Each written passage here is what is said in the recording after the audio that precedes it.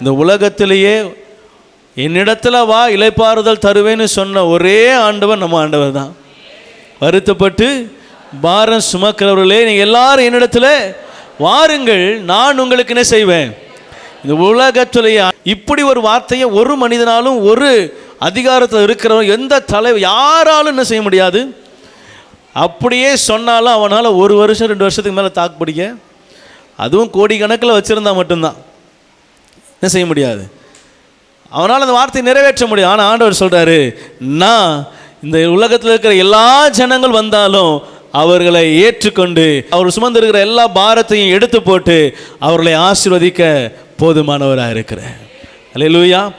எத்தனை எத்தனை எத்தனை கோடி ஜனங்கள் வரட்டும், எல்லாரும் வருத்தப்பட்டு வரவங்க யார் வேணா வரட்டும், ஆண்டவர் சொல்கிறாரு, நான் இளைப்பாறுதல் தருவேன். ஆமென். ஒரு பாடல் உண்டு,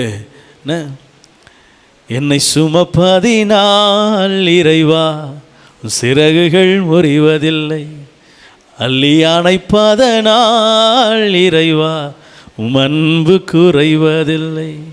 என்னை சுமக்கிறதுனால அவர் சிறகு என்ன செய்யாது, முறிய போகிறது. ஆமென். வேதம் சொல்லுகிறது, பறந்து காக்கும் பட்சியை போல் அவர் என்னை பாதுகாக்கிறவராக இருக்கிறார். என் சூழ்நிலைகளை அறிகிறார். என்னை கீழே விழுகிறேன்னு நினைக்கிற போது என்ன செய்கிறார், இல்லை முடிஞ்சது நினைக்கும் போது என்ன செய்வார், மீண்டும் தூக்கி எடுக்கிறவராக இருக்கிறார். ஏன்னா அவர் நல்ல தகப்பன், ஏன்னா அவர் என் தகப்பன்.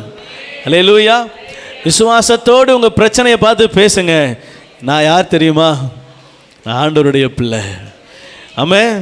அது யோர்தானாக இருக்கட்டும், எரிகோவாக இருக்கட்டும், செங்கடலாக இருக்கட்டும், கோலியாத்தாக இருக்கட்டும், சவுலா கூட என்ன செய்யட்டும். ஆமாம், தேவன் தெரிந்து கொண்ட ராஜாவாக கூட என்ன செய்யட்டும், இருக்கட்டும். ஆண்டவர் சொல்கிறாரு, நீங்கள் யாருன்னு பிரச்சனை என்ன செய்யுங்க, சொல்லுங்க. ஏன்னா அவர் உங்கள் நல்ல தகப்பன், உங்கள் நிலைமையை அறிந்திருக்கிற. என்ன பிரச்சனை வந்தாலும் மாற்ற அவரால் கூடும். அவர் எல்லாவற்றையும் நிறைவேற்ற வல்லவராக இருக்கிறார்.